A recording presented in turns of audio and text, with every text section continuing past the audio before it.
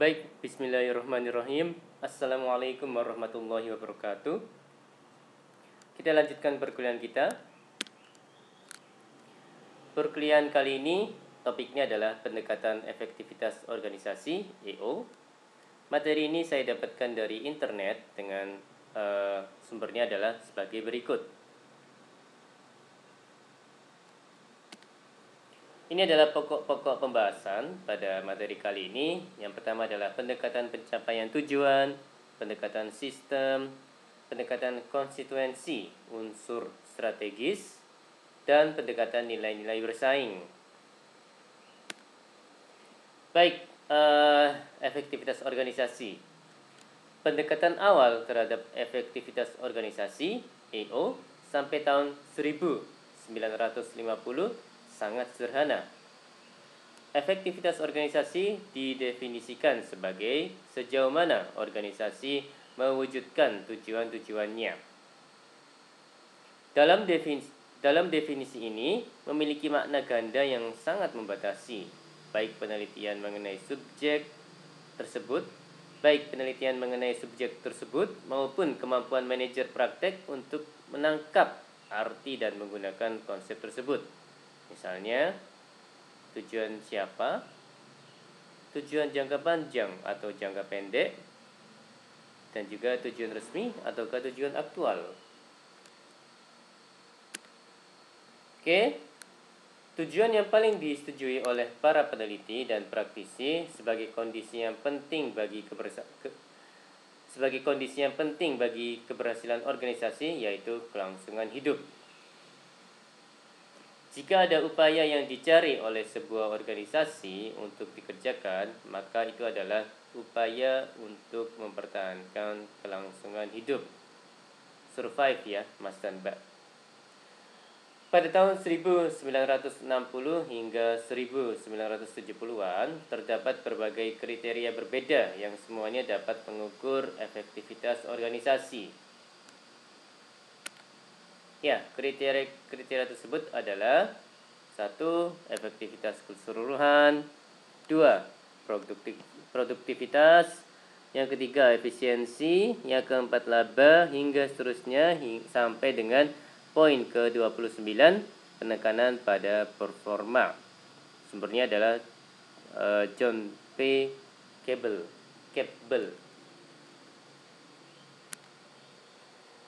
Baik, ini terkait karakteristik efektivitas organisasi. Dalam buku In Search of Excellence karya Tom Peters dan Robert Waterman, ada 8 karakteristik efektivitas organisasi, yaitu yang pertama, mempunyai bias terhadap tindakan dan penyelesaian pekerjaan. Yang kedua, selalu dekat dengan para pelanggan. Yang ketiga, memberi para pegawai tingkat otonomi yang tinggi dan memupuk semangat kewirausahaan.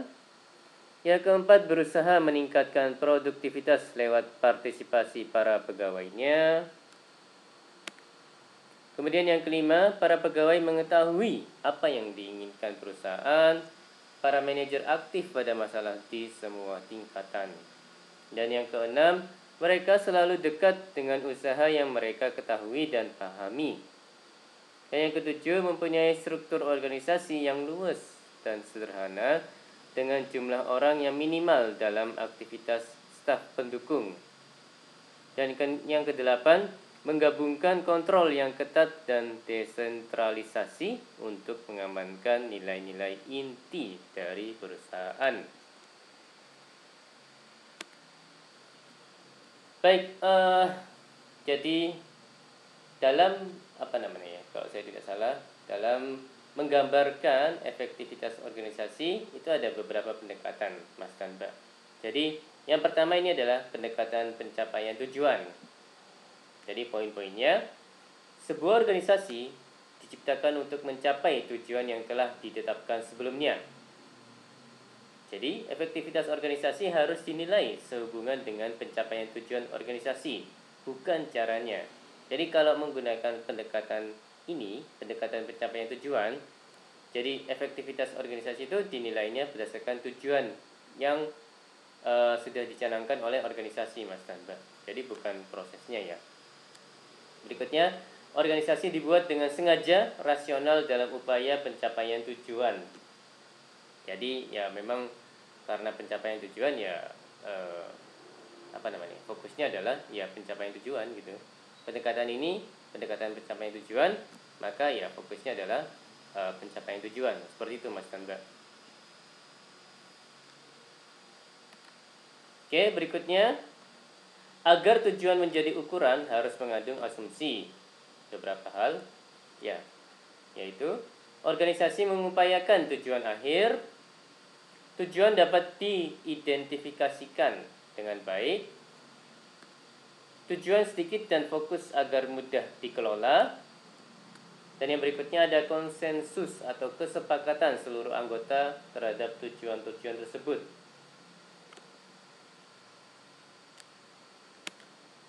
Oke, adanya kekurangan jelasan tujuan siapakah sebenarnya tujuan dari organisasi tersebut. Apakah tujuan dari pemimpin? Apakah tujuan dari satu orang saja, yaitu pemilik perusahaan, pemilik organisasi? Ataukah tujuan karyawan? Ataukah tujuan pihak-pihak luar? Seringkali apa yang telah secara resmi dinyatakan oleh perusahaan bukanlah tujuan yang sebenarnya. Fakta bahwa organisasi memiliki tujuan yang majmuk, banyak dan tidak fokus. Jadi ya bisa jadi banyak tujuan yang ingin dicapai gitu ya di sebuah organisasi ya, dan khawatirnya sih ini bisa menjadikannya tidak fokus. Oke, yang kedua, pendekatan yang kedua adalah pendekatan sistem, Mas Tanpa. Jadi poin-poinnya, sebuah organisasi harus dinilai berdasarkan kemampuannya untuk memperoleh masukan, memproses masukan, menyalurkan keluarannya, dan mempertahankan stabilitas dan keseimbangan. Jadi ini masih itu ya, Mas Tanba, terkait dengan mendefinisikan efektivitas organisasi. Jadi menggambarkan efektivitas organisasi, ya ada beberapa pendekatan. Tadi sudah pendekatan pencapaian tujuan, yang ini adalah pendekatan sistem. Poin berikutnya, asumsi yang mendasari terhadap efektivitas organisasi sebagai sistem diimplikasikan bahwa organisasi terdiri dari sub-sub bagian yang saling berhubungan. Yang namanya juga sistem ya, Mas dan Mbak ya. Akan ada komponen-komponen, ada elemen-elemen yang satu sama lain gitu ya, terkait untuk mencapai sebuah tertentu. Oke. Poin berikutnya, efektivitas membutuhkan kesadaran dan interaksi yang berhasil dengan konstituensi lingkungan. Poin berikutnya, pendekatan sistem memfokuskan pada cara-cara yang diperlukan untuk memastikan kelangsungan hidup organisasi yang terus-menerus. Oke, tabel ini adalah contoh ukuran efektivitas sistem untuk berbagai jenis organisasi. Jadi ada perusahaan ya, ada rumah sakit, ada perguruan tinggi. Jadi poin-poin ukuran efektivitas sistem dari masing-masing organisasi. Kalau perusahaan itu ada laba atas investasi, ada perputaran persediaan, ada volume penjualan, ada perubahan modal kerja. Sedangkan rumah sakit ada jumlah total pasien yang dilayani, investasi modal dalam teknologi kesehatan, jumlah total pasien yang dilayani, dan perubahan jumlah pasien yang dilayani. Sedangkan untuk perguruan tinggi, jumlah publikasi fakultas, biaya untuk sistem informasi, dan jumlah mahasiswa yang lulus, serta perubahan mahasiswa mendaftar. Masuk ke pendekatan berikutnya, yaitu pendekatan konstituensi strategis. Poin-poinnya adalah, organisasi akan efektif apabila dapat memenuhi tuntutan dari konstituen yang terdapat dalam lingkungan organisasi tersebut. Organisasi diartikan sebagai arena politik tempat kelompok-kelompok yang berkepentingan bersaing mengendalikan sumber daya. Jadi tabel ini menunjukkan kriteria efektivitas organisasi yang khas dari konstituensi strategis. Jadi kalau yang kolom bagian kiri ini konstituensi ya. Kalau yang kolom sebelah kanan ini kriteria efektivitas organisasi yang khas. Jadi contohnya pemilik. Itu kriteria efektivitas organisasi yang khas adalah laba atas investasi pertumbuhan penghasilan. Untuk pegawai adalah kompensasi tunjangan tambahan kepuasan pada kondisi kerja. Sedangkan untuk pelanggan adalah kepuasan terhadap harga, kualitas pelayanan. Untuk pemasok, kepuasan terhadap kepuasan terhadap pembayaran, potensi dari penjualan masa datang. Potensi dari penjualan di masa mendatang gitu ya, Mas dan Mbak ya. Kemudian kreditur, kemampuan untuk membayar hutang. Sedangkan untuk serikat buruh, kriterianya adalah upah dan tunjangan yang bersaing, kondisi kerja yang memuaskan, kesediaan untuk melaksanakan tawar-menawar yang fair, kemudian pejabat masyarakat, keikutsertaan para anggota organisasi dalam masalah lokal, tidak ada kerusakan pada lingkungan. Sedangkan lembaga pemerintah tunduk pada hukum, menghindari denda dan teguran. Baik, masuk ke pendekatan keempat, yaitu pendekatan nilai-nilai bersaing. Poin-poinnya adalah menawarkan kerangka kerja integratif dari seluruh variabel utama yang saling berhubungan. Tidak ada tujuan tunggal yang disepakati oleh semua orang. Ada 3 kumpulan dasar mengenai nilai-nilai bersaing. Yang pertama adalah fleksibilitas vs kontrol. Yang kedua ada hubungan dengan apa penekanan harus ditempatkan pada kesejahteraan dan pengembangan manusia. Dan berikutnya adalah berhubungan dengan cara versus tujuannya. Oke, ini ya model pendekatan nilai-nilai bersaing. Jadi untuk yang horizontal ini, garis horizontal ini, ujung sebelah kiri ini adalah manusia, people ya. Kalau yang ini ujung sebelah kanannya adalah organisasi. Oh iya, organization ya. Kemudian garis vertikal ini ujung atasnya adalah fleksibilitas, flexibility ya. Kemudian yang ini ujung bawahnya adalah pengawasan, C ya kontrol ya Mas dan Mbak ya. Oke. Kemudian ini apa namanya ini? Garis diagonal ini ya ujungnya adalah cara, M mungkin metode. Kalau yang ini tujuan di garis ujung lagi di bagian ujung dari garis diagonal ini adalah tujuan, disimbolkan dengan E.